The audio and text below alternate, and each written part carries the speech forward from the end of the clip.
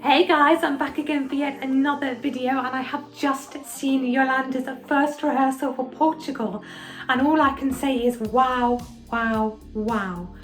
How beautiful does this staging look? I mean, we have Iolanda and her backing dancers all dressed in white, which I think is very striking, even though it's, you know, not the brightest of colours.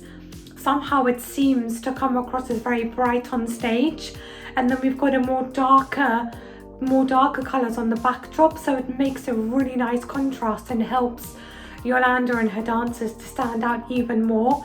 And we can essentially see an elevated staging from what we saw at Festival de Canção a couple of months back, and it seems very similar in terms of the choreography with her dancers, but just on a bigger, more grander scale, and obviously on a bigger stage. And I think everything that's kind of going on with the dancers is just so eye-catching and so visually appealing and kind of draws you in. And then we can also see that one of the square panels right on top of the stage has been lowered down a little bit.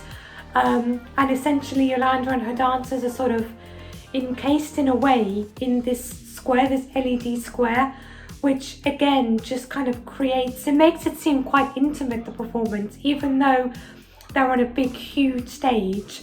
It kind of gives a feeling of intimacy and closeness, which I really appreciate.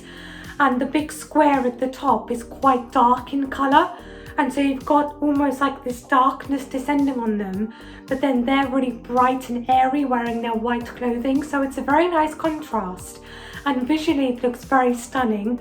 Vocally, Iolanda, in my opinion, just sounds absolutely beautiful on stage, and I think this is really standing out. It's a really striking performance, as I said with Australia just before, you know, and I think it's coming across as a very beautiful, lovely, melodic sort of staging.